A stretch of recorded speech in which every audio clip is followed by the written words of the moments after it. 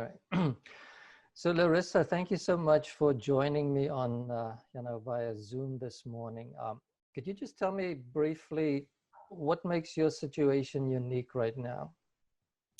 Well, I am 7+ months pregnant, due at the end of June. So my situation is different because this is my first child, so everything is new, and not being able to experience my pregnancy, our long-awaited pregnancy too, like I feel like we should have expected, just things like being able to go to the doctor and not have to do telehealth visits, or go to the doctor in fear. I used to look forward to my OB appointments, to hearing the heartbeat, and now I am doing everything I can to avoid the doctor's office, down to not being able to have a normal baby shower, like being able to celebrate this child like we should, like we expect it, like we want to, and just the fear of the unknown, where they don't know how it affects pregnancy or newborns or moms to be. So it's another added scare, another added element of fear for sure.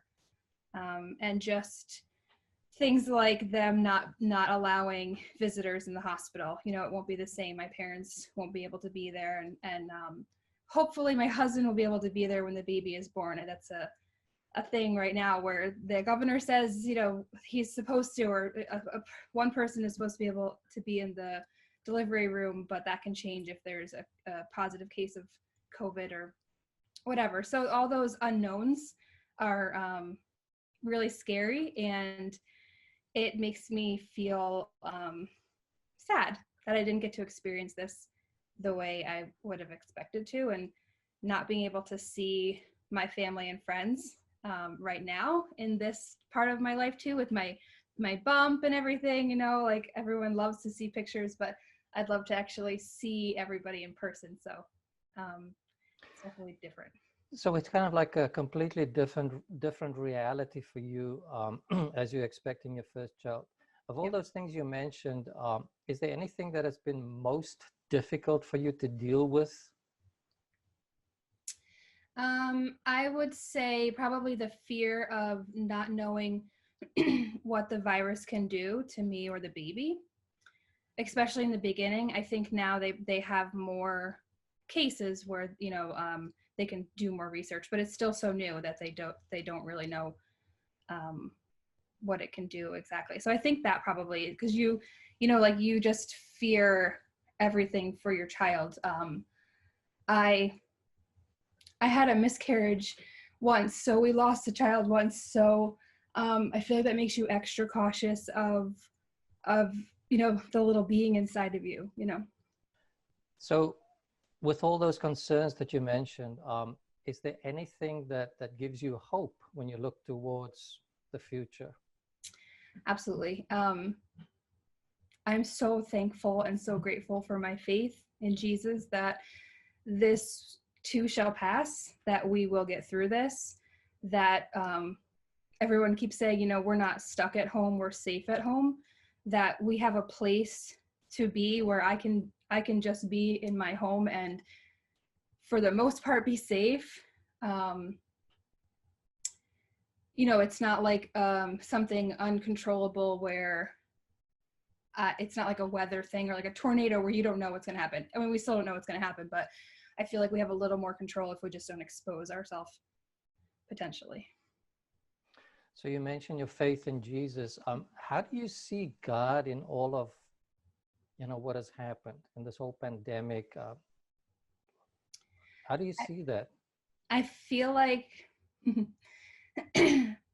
I see God in the unity that we are now as people.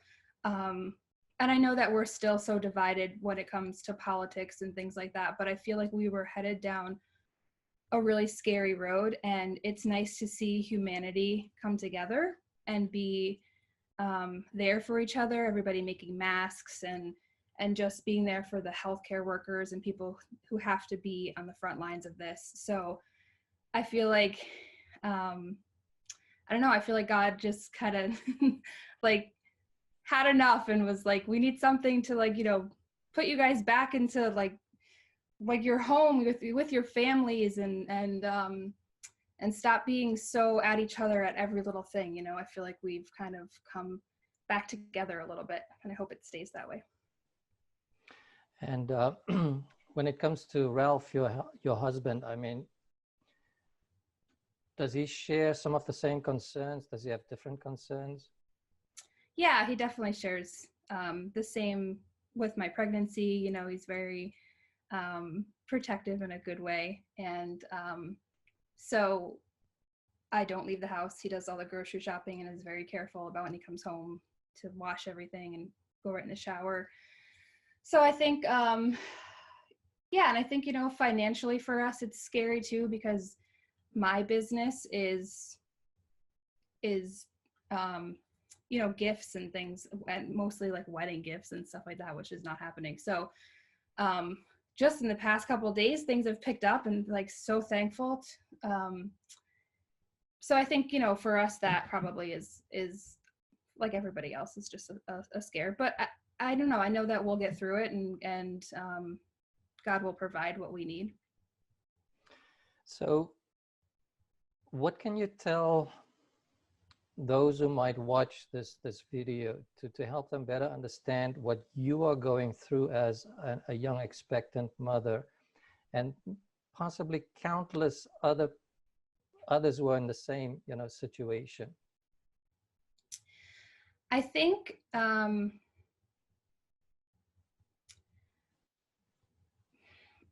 I feel like we probably all feel this, that we all are going through our own battle in some way, shape, or form.